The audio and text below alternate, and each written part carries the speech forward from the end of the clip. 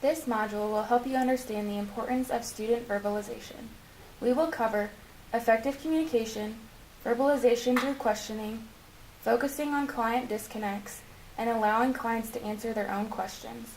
These topics help both tutor and student learn from each other and ultimately helps the student get more out of each session. First, we will discuss effective communication. Effective conversational quality benefits both the tutor and the client. The tutor can assess whether the client needs clarification on a topic while the client receives guidance in learning the concept. By keeping the conversation open, allows for a healthy session where both the tutor and the student actively participate.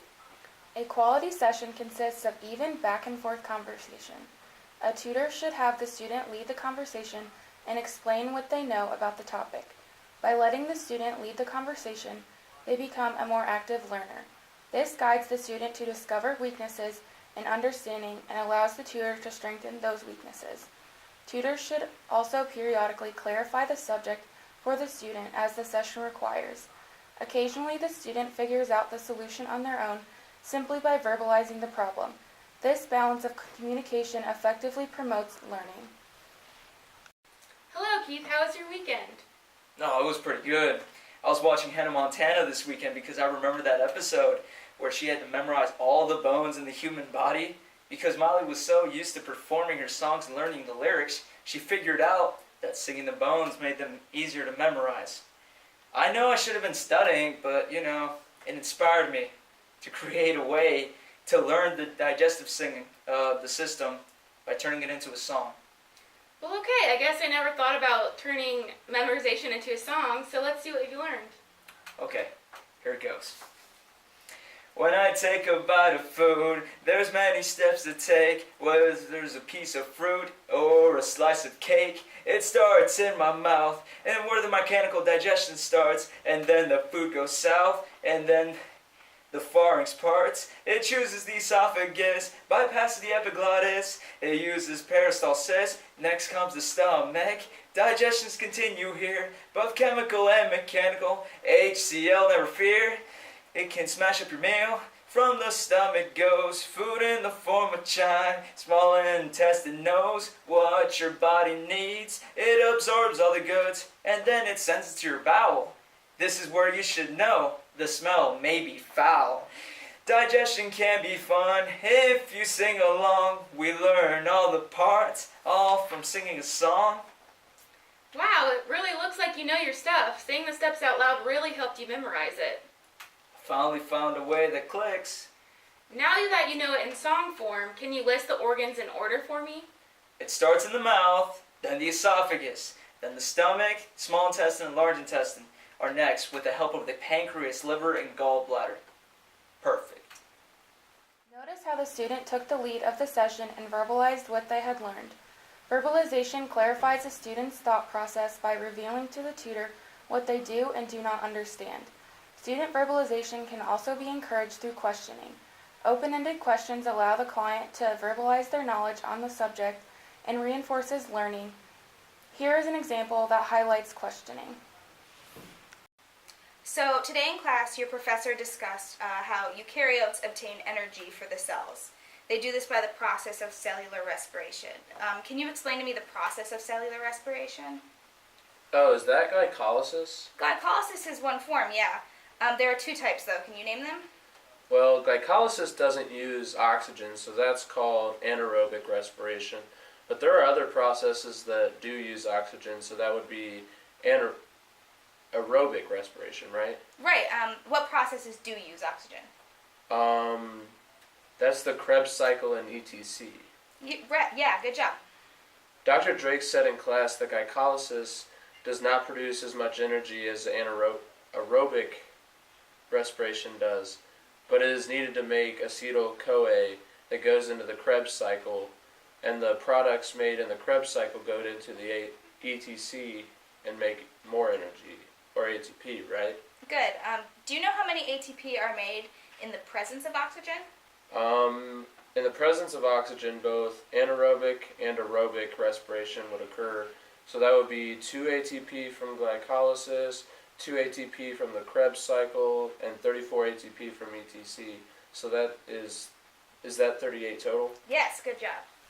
When a student struggles with a concept or problem, there is often an underlying issue. When a student is learning a difficult subject, they may understand the parts of the concept, but fail to see the connection between each of the parts. It is the tutor's responsibility to determine where the disconnect is and help the student overcome it. Once the disconnect has been identified, reinforcing that connection is important to absorbing the material. During a tutoring session, try bringing the student's attention to the newly learned connection. This should help them remember the concept on their own when working on homework or taking an exam. Watch these examples of tutors reinforcing concept connections with their clients. Okay, so tell me about the origin of some of these specialty donuts. So, jelly-filled donuts originated in Italy, and donut holes originated in Mongolia. Yes, that's correct. Great job. I'm really glad you're getting this now. Now, why is that? Well, for the donut holes, the Huns were beginning their conquest of the East. They were in need of a quick breakfast that could fit in their saddlebags easily. Although they loved donuts, these were not very portable, so they invented the donut hole. Awesome, that's exactly right. Now, what about jelly-filled? It had something to do with the Catholic Church? Oh, I remember. We talked about this earlier. Back in the 1700s, power grabs within the Catholic Church were common. The Pope in 1725 had quite the sweet tooth, so one of the cardinals invented this new type of donut with a filling more easily to conceal poison. That is excellent. Great job. Okay, so I understand the baking benefits of using the whole egg rather than just the yolks you made from chocolate chip cookies. That part is fine. What I don't get is why cookies made with mini chocolate chips are not as good as cookies made with regular chocolate chips. That is okay. Try to remember, we talked about this earlier. We said something about contrast. Does that ring any bells? Something about the distinction between chocolate chip and cookie. Yes. What about that? Isn't it something like for every bite of cookie, the distinction between cookie and chocolate is more noticeable? So even though you have the same overall amount of chocolate in both kinds of cookies, the chocolate using regular chips isn't spread out as much as the mini kind. Good. So why do we care about it? Because that lets the consumer tongue distinguish between the two tastes more easily. Exactly. Very good job. Verbalization can help the tutor discern where a student is having difficulty understanding the material. As much as a student might wish it, a tutor cannot read their mind and immediately resolve their problems. Encouraging the verbalization on the part of the student can solve this problem. The more they talk about a problem or concept, the more information the tutor is given. As the student speaks, the tutor can more easily assess the disconnections in their understanding. It is important to discover what they do and do not understand so that information is not repeated. It is more important to concentrate on information that the student does not understand so as to not waste their time and properly reinforce the concept. The more questions you ask, the more information you can obtain about their misunderstanding. Watch these examples of tutors questioning their clients in order to determine their misunderstanding. So it looks like the area where you lost the most points involved in identifying ripe pineapples. Can you explain to me what a ripe pineapple is like? Ripe ones should smell sweet and the inside should be yellow instead of white, right? Well, that's correct. In this case, how do you check if a pineapple is ripe? What do you mean? So when you pick up a pineapple at the store and you're trying to see if it's ripe enough to buy and to make fruit salad with tonight, how do you check if it's ripe? Oh, you smell the leaves.